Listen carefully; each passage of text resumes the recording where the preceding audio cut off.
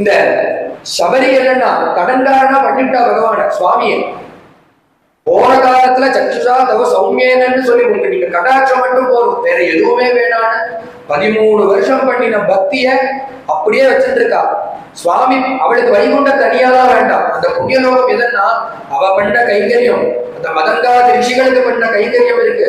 அதை தவிர அவளுடைய சுயமான பக்தி இருக்கு. அதற்கு மேல பகவானே பார்த்துட்டு இருக்கார். அவன் போகும்போது பகவானே பார்க்கிற, வேற எந்த விதமான புண்ணியமும் வேண்டாம். பகவானுடைய அந்த கட்டாட்சமே அவளை வைகுண்டத்துக்கு கொண்டு போயிடும். அப்பயும் பகவான் அந்த 13 வருஷ பக்தி இருக்கு, அதற்கு கடன்காரனா போயிட்டாராம். அப்பேற்பட்டதான ஒரு பக்தி அந்த சபரி பண்ணா. பகவான் எப்படி இருந்தார் அந்த சபரியினுடைய மோட்ச ஸ்தானத்துல எப்படி இருக்காருன்னா, அவன் ஜமகிம முனிஜன பஜன ஹிருதய கலுஷ சபரி மோட்ச சாட்சி பூதா. ஒண்ணும் பண்ண முடியல, சாட்சியாக இருக்கிற. ரகுவீர கத்தியத்துல சுவாமி தேசிகன் சொல்றார், ஒண்ணுமே பண்ணல, சாட்சியாக இருந்தார் பகவான் சொல்லி. பேர்பட்டதான சபரிஸ்தானங்கிற புண்ணியமான ஒரு லோகத்தை அந்த சபரிக்கு கொடுத்தார். மேல அந்த கபந்தனுடைய வாக்கு இருக்கு என்னன்னா, சபரியை மட்டும் நீங்க பார்த்தா போறாது, அதுக்கு முன்னதாகவே சொல்ற, சுக்ரீவோ நாம தர்மாத்மா கஷ்டித் வானரயூதபஹா. ஒரு சுக்ரீவன் ஒரு வானரன் இருக்கான் அந்த காட்டுல. அவனை நீங்க சக்கியம் பண்ணிட்டேனா உங்களுக்கு சீதாலாபம் சுலபமாகும்னு சொல்லி அந்த கபந்தனுடைய வாக்கு. சுவாமி அட்ரஸ் விசாரிச்சுன்னு வந்து இங்க பார்த்தாரே தவிர அந்த சுக்ரீவனை எதிர்நோக்கி போயிட்டு இருக்க. பார்த்தா பம்பா தீரத்துல இப்படி சுவாமியும் லட்சுமண சுவாமியும் எல்லா மரத்தையும் பார்த்துட்டே வரா. ஏன்னா அவன் சொல்லியிருக்கிறது சுக்ரீவோ நாம தர்மாத்மா கஷ்டிது வானர யூதபா. ஒரு குரங்குன்னு சொன்னதுனால எந்த மரத்துல இருக்குமோ அந்த குரங்குன்னு பார்த்துட்டே வரா சுவாமி. தௌது திருஷ்வா மகாத்மானோ भ्रातरो राम लक्ष्मणो वरायुधरो वीरो सुग्रीवः शंकितो भवत्. பார்த்த சுக்ரீவனுக்கு பயம் என்னன்னா, நம்ம அண்ணா எங்க போனாலும் விரட்டிட்டு வரான். இப்ப இந்த ரிஷியோக பர்வதத்துல இருக்கிற காலத்துல நேரடியா வந்து இந்த மலைக்கு வர முடியாது. அதனால யாரோ ஒருத்தர்கிட்ட பணத்தை கொடுத்து பிரேஷிதாதான் நான் அடிக்கிறதுக்காகவே அனுப்பியிருக்கான். நம்மளை வதம் பண்றதுக்காக தான் இவ வரான்னு ஒரு தப்பு கணக்கு போட்டுண்டு தன்னுடைய மந்திரியான அந்த ஆஞ்சநேய சுவாமியை கூப்பிட்டு, இப்ப ஆஞ்சநேய சுவாமிக்கு என்ன ஸ்தானம்னா சுக்ரீவ சச்சிவம் கவி, சுக்ரீவனுடைய மந்திரியாக அவரை கூப்பிட்டு யாரோ 2 பேர் வரா, அந்த அண்ணாதான் வச்சிருக்காரு, அவளை போய் பார்த்துட்டு வான்னு, யாருன்னு என்ன ஏது விசாரிச்சுடுவான்னு சொல்லி அனுப்ப. சுவாமி அங்கிருந்து தன்னுடைய ரூபத்தை மாத்திட்டு வேறொரு ரூபத்தை எடுத்துட்டு கிளம்பி வர. வச்சோ விக்யாய ஹனுமான் சுக்ரீவஸ்ய மகாத்மனः பர்வதாத்ரிஷ்யமு காத்து பப்ளவே யத்ர ராகவோ. அவருடைய சந்நிதிக்கு வந்து மாறுவேடத்துல வந்து இறங்குற. பிக்ஷு கபிரூபம் பரித்யஜ்ய ஹனுமான் மாருதாத்மஜः பிக்ஷு ரூபம் ததோ பேஜே ஷடபுத்திதயா கபிஹி. எந்த சன்னிதானத்துல வந்தா அந்த ரூபத்தெல்லாம் கலைக்கணுமோ அந்த சந்நிதிக்கு ரூபத்தை போட்டுட்டு வந்தார் அந்த ஆஞ்சநேய சுவாமி. பிரதம சமாகம் முதல் தடவையாக சுவாமியை பரம் பார்க்கிறார். தரிசன மாத்திரத்துல இருந்து அவருக்கு என்னன்னா, இவர் தான் இனிமே நம்மளுடைய பிரபுங்கிறத மனசுல அங்கீகாரம் தீர்மானிச்சுக்கிறார். வேஷத்தை கலைக்க வேண்டிய சன்னதின்னு அந்த க்ஷணமே தீர்மானம் பண்ணிட்டு வேஷத்தை கலைக்கிறார். கலைச்சிட்டு சுவாமி முன்னாடி நிஜ ரூபத்தோட நிற்கிறார். வினீதவதூபாகம்ய ராகவோ பிரணிபத்யசா. நீங்க அவ 2 பேரை பார்த்தோன்னே அண்ணா தம்பி புரியல. மனசுல நினைச்சுக்கிறார், அவளுக்கு நமஸ்காரம் பண்ணணும். எப்படி நமஸ்காரம் பண்ணணும்னா சாஸ்திரப்படி பண்ணணும். சாஸ்திரப்படினா பெரியவாளுக்கு முதல்ல பண்ணி சின்னவாளுக்கு அடுத்தது பண்ணணும்.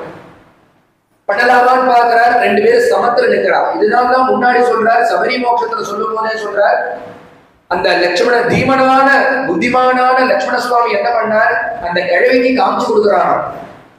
ராமஸ்ய பாதோ ஜக்ராக லக்ஷ்மணஸ்ய ச தீமதா.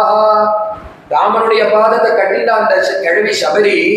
ஆனா பின்னோடே என்ன பண்ணான்னா புத்திசாலியான அந்த லக்ஷ்மணனுடைய பாதத்தையும் கட்டிட்டான். புத்திசாலிங்கிறதுக்கு என்ன கோட் பண்றார் அப்படின்னா, அந்த கிழவி கிட்ட போய் நம்ம இந்த சாமர்த்தியத்தை காமிக்க கூடாது. அவ்வளோ வயசானவள், அவள்கிட்ட போய் நம்ம யாரு என்ன எது பரீட்சை வச்சுக்கலாமா? அவள்கிட்ட என்னன்னா தான் யாருன்னு காமிச்சு கொடுக்கணும், தான் தான் தம்பின்னு காமிச்சு கொடுக்கணுங்கிறதுக்காக கை புதைச்சு கை கட்டி வாய் புதைச்சு 2 அடி பின்னாடி நின்னார். இந்த இடத்துல என்ன பண்ணாருன்னா சம ஆசனத்துல நின்றுட்டார். 2 பேரும் ஒரு இடத்துல நிக்கிறா. ஆஞ்சநேய சுவாமிக்கு மனசுல என்ன எண்ணம்? நமஸ்காரம் பண்ணணும். கேட்கலாமான்னா கேட்க கூடாது. ஏன்னா கேட்டா அங்க இருக்கிறவாள்லாம் அசட நினைப்பா. கேட்காம தெரிஞ்சுக்கணும். அதுதான் படிச்சவாளுக்கு அழகு.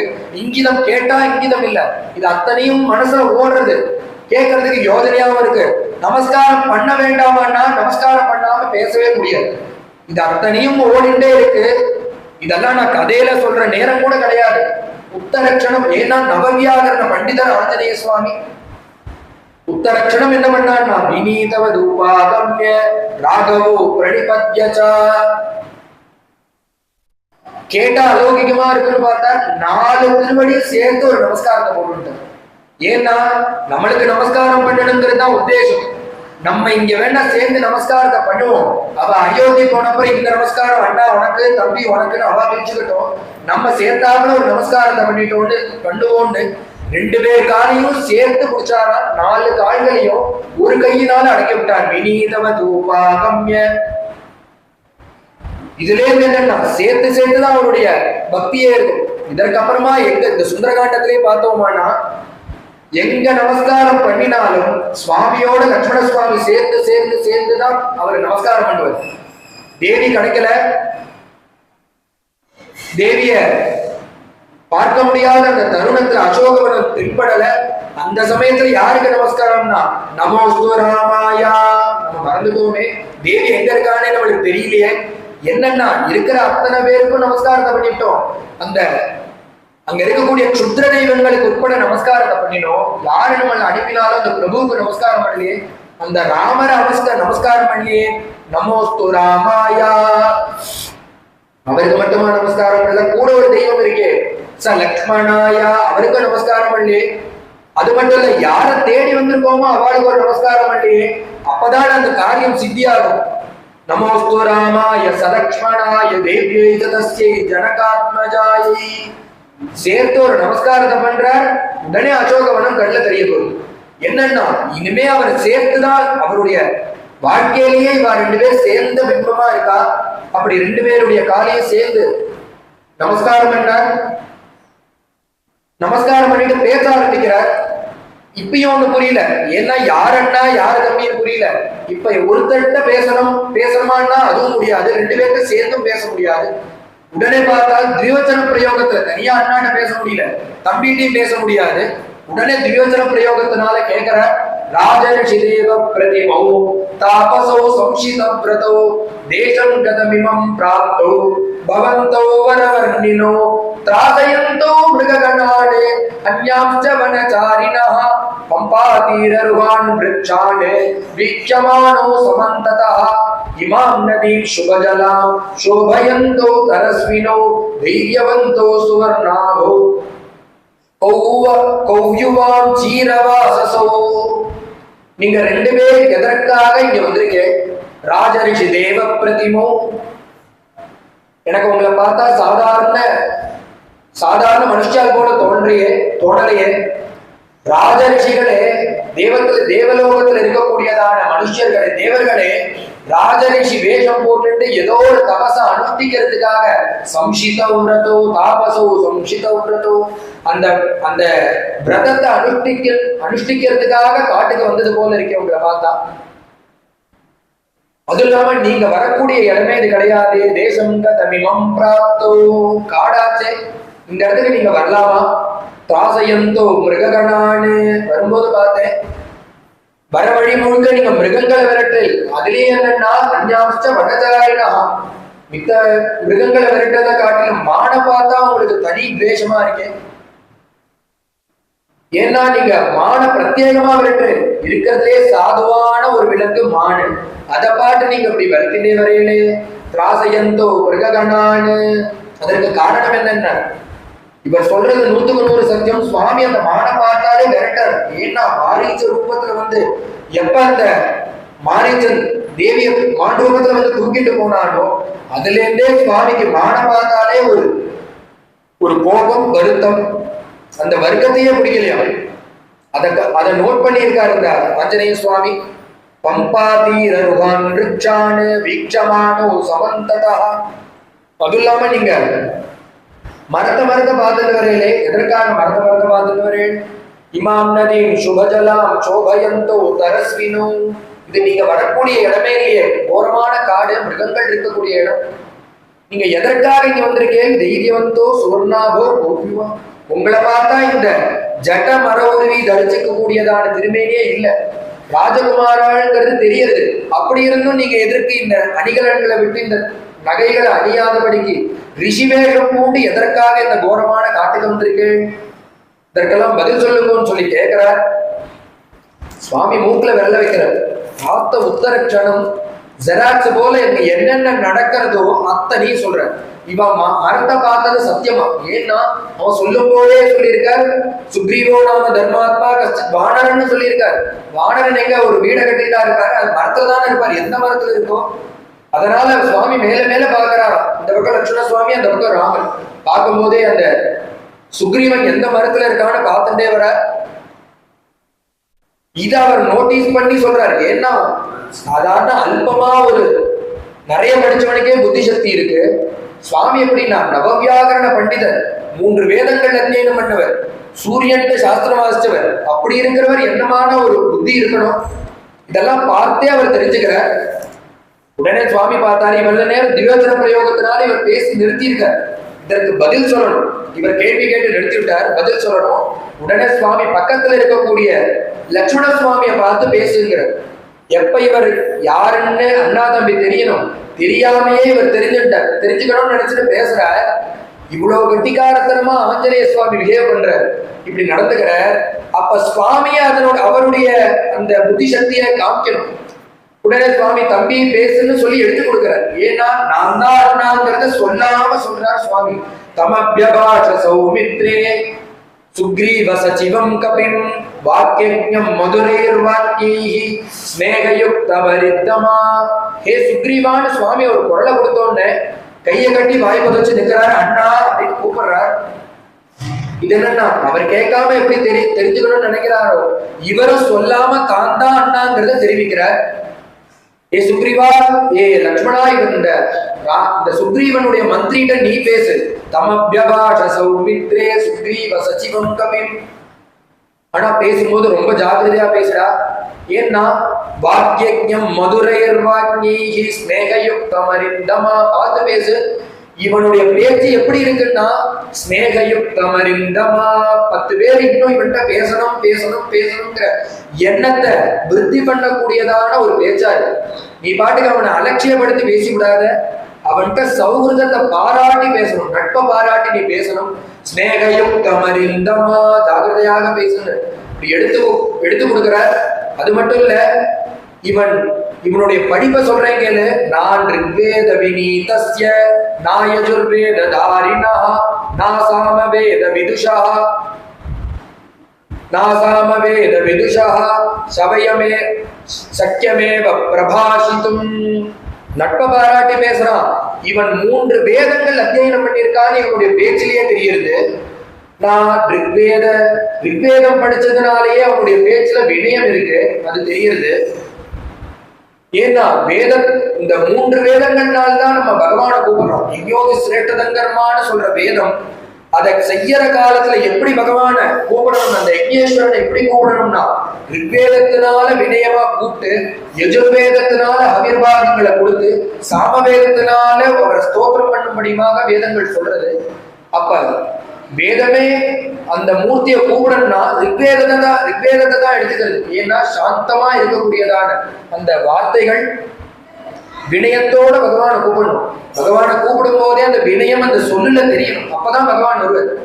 சுவாமியே நிவேதனத்தை கூப்பிடணும்னா எப்படி கூப்பிடணும்னா பாலோ முராரே பாலகௌரே சதா விசாரே சந்தோஷ தீரே பாலோ முராரே பாலகௌரே ஊட்டகையேலோ மையல்ல மூளோ ஆட்ட சாக்கேலோ கிருஷ்ண கிருபாலோ பாரோ முராரே. இப்படி பொறுமையா கூடணுமா? எப்படின்னா அவன் குழந்தைங்கிற பாவம் மனசுல இருக்கணும்.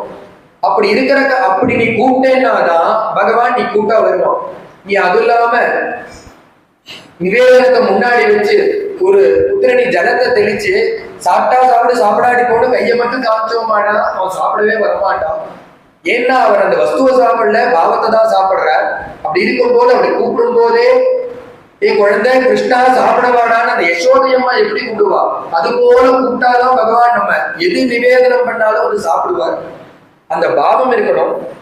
அதனால வேதஸ்வரூபியான அந்த பகவான கூப்பிடுற காலத்துல ரிக்வேதத்துல என்ன சொல்றதுன்னா வினயத்தோடு கூப்பிட்டா பகவான் வருவார். வந்த பகவான் அந்த யஜுர்வேதத்தினால ஸ்தோத்திரம் பண்ணணும். ஸ்தோத்திரம் பண்ணா மட்டும் போராது, அவிர்வாகங்களை கொடுக்கணும். அவிர்வாகத்தை கொடுத்து அவரை சாந்திப்படுத்தணும், புகழாரம் பண்ணணும், தானம் பண்ணணும் சாமத்தினால. இப்படி பண்ணக்கூடியதான அந்த 3 வேதத்துல இருக்கக்கூடிய தன்மை, அந்த 3 வேதத்தையும் படிச்சிருக்காங்கிறது தெரியறது. ஏன்னா அப்படி இருக்கு அவனுடைய சொற்கள். 3 வேதமும் அத்தியனம் பண்ணியிருக்காம்பா. சக்கியமேவ பிரபாஜிதம், அடுத்தவாகிட்டேந்து ஒரு நட்பை பாராட்டி பேசலாம். நீங்க நான் சொல்றேன் பதில் சொன்னா சொல்லுங்க, சொல்லாட்டி போகுங்கிற எண்ணம் இல்லை. நம்ம பேசுறதுக்கு அவ பிரதி நம்ம கிட்ட பேசணுங்கிற அந்த நட்பை பாராட்டி பேசலாம். அவன்கிட்ட ஜாக்கிரதையா பேசு. அது மட்டும் இல்ல, இன்னொன்னு கவனிச்சியா, அவன் முகத்துல ஒரு சேஷ்டை கூட இல்லை. கதை சொல்றவா எல்லாருக்கும் ஒரு 2 வார்த்தை பேசுறவா யாரா இருந்தாலும் மேடை ஏறினா ஒரு சேஷ்டை இருக்கும். ஆனா இவன்ட்ட ஒரு சேஷ்டை கூட இல்ல. பாத்தியா லட்சுமணா, நமக்கே நேத்ரயோர்வாபி லலாட்டே ஜப்ருவோ ததா அன்யேஷ்வ விஜகாத்ரேஷு தோஷம் விதிதக்வசிச்ச, ஒரு தோஷம் கூட இல்லையே. எங்கன்னா முகத்துல ஒரு தோஷம் கூட இல்லை. எல்லாரும் முகத்தை சுழிச்சு அந்த பாவத்தை காமிச்சு பேசுவா. இவர் நேரா பார்த்து என்ன விஷயமோ அதை மட்டும் சொல்றார். நேற்றையோர்வாபி, முகத்துல எந்த பிரதேசத்திலையும் இல்ல, கண்ல இல்ல, இமையில லலாட்டே சப்ருவோஸ்ததா, வாக்கல இல்ல, கண்கள்ல இல்ல, புருவத்துல இல்ல, எந்த அங்கத்திலையுமே அவன் சேட்டையே பண்ணாம அழகா பேசுற. அந்நேஷ்வ காத்திரேஷு இல்ல, சிலவா கைய ஆட்டி ஆட்டி பேசுவா, சிலவா உடம்ப ஆட்டி பேசுவா, சிலவா மேதைய தட்டி தட்டி பேசுவா. இது போல ஒரு விதமான ஒரு சேட்டையும் இல்லாம எப்படி அழகா பேசுறான் அந்த ஆஞ்சநேயன். இது போல ஒருத்தன் பேசுவானா பேச முடியாது, அப்படி அழகா பேசுறாரு இந்த ஆஞ்சநேய சுவாமி. அதற்கு மேல சொல்றாரு, இவனுடைய பேச்சுல என்ன தெரியுதுன்னா ஒரு எக்ஸ்பீரியன்ஸான ஆசாமிங்கிறது அவனுடைய பேச்சுல தெரியுது. அவிஸ்தரம் அசந்திக்தம் அபிலம்பிதம் அத்ருதம், பேசுற பேச்சு இழுக்காதபடிக்கு, சுருக்கவும் சுருக்காதபடிக்கு, ரொம்ப கேப்பும் விடாதபடிக்கு கரெக்டான அந்த ரேஷியோல கரெக்டா பேசுறாரு அவர். அனுபவஸ்தரா இருக்காரு. அதுவும் உரஸ்தம் கண்டகம் வாக்கியம். அவன் ஆரம்பிச்சான்னா அந்த ஆரம்பிச்சதுல இருந்து கடைசியில பூர்த்தி பண்ற மட்டும் மத்தியமேஸ்வரே, ஒரே ஸ்வரத்துல நூல் முடிச்சது போல இருக்கு. அப்படி இருக்கணும் ஒருத்தர் பேசுற பேச்சு, அபகரிக்கிறது போல இருக்கணும். அது இல்லாம உச்சாரயத்தை கல்யாணியம் பாதம் ஹிருதயதாரி, அவன் பேசுறது நம்மளுடைய மனசை ஆக்கர்ஷிக்கிறது போல இருக்கேப்பா. அவன்கிட்ட நீ பதில் சொல்றா லட்சுமணான்னு சொல்லி சுவாமி சொல்ற. இப்ப லட்சுமணனுடைய அவர் பேசணும். உடனே ஆஞ்சநேய சுவாமி முடிக்கிட்டு அவர் பேச ஆரம்பிச்சுட்டார். ஏன்னா அவருக்கு வந்ததுல இருந்தே ஒரு எண்ணம், இப்ப அண்ணா தம்பி யாருன்னு தெரியல, நமஸ்காரத்துக்கு 4 காலையும் முடிச்சுட்டார். இப்ப பேசுறதுக்கு ஆரம்பிக்கிறோம்னு நினைச்சோம், அப்பயும் புரியல. அதனால திவச்சன பிரயோகத்திலேயே பேசிட்டு இருக்காரு. இப்ப அவருக்கு ஏகவச்சனத்துல பிரயோகத்துல நீர்வா போன்னு சொல்லி கூப்பிட்டாதான் மனசு திருப்தி ஆகும்னு தோன்றது. உடனே பார்த்தார், கிமர்த்தம் தம் வனம் கோரம் பம்பாகான நமண்டிதம் ஆகதா சானுஜோ துர்க்கம் நானாவியால மிருகாயுதம். ஒரு ஏகவச்சன பிரயோகத்துல பேசின பிறகுதான் அவருக்கு திருப்தியாச்சு. இப்ப ராமர் தான் அண்ணாங்கிறது வியக்தமா தெரிஞ்சிடுது. தம்பி பேசுறான்னு சொல்லிதானே இவர் ஆரம்பிச்சிருக்காரு. அண்ணான்னு தெரிஞ்ச உடனே அவரை பார்த்து நேரடியா பேசுற, நீங்க எதற்காக உங்களுடைய நாட்டை விட்டு இந்த கோரமான காட்டுக்கு உங்களுடைய தம்பியோடு கூட எதற்காக வந்தீர் அப்படின்னு ஏகவச்சனத்தினால பிரயோகத்தினால கேட்கிறார். இது கோரமான காடாச்சு, எதற்காக வந்தீங்கன்னு சொல்லி கேட்கிறார். உடனே லட்சுமண சுவாமி சொல்றார், ராஜா தசரதோ நாம ஜுதிமான தர்மவத்சலா சாதுர்வன்யம் ஸ்வதர்மேன நித்யமேவாப்யபாலயத் ராஜ்யாத் ராஜ்யப்ரஷ்டः மணேயஸ்து மயாதார்த்தமிகாகதः கிருதஜ்ஞஸ்ய பகுப்யஸ்ய லக்ஷ்மணோ நாம நாமதः. இங்க சொல்றது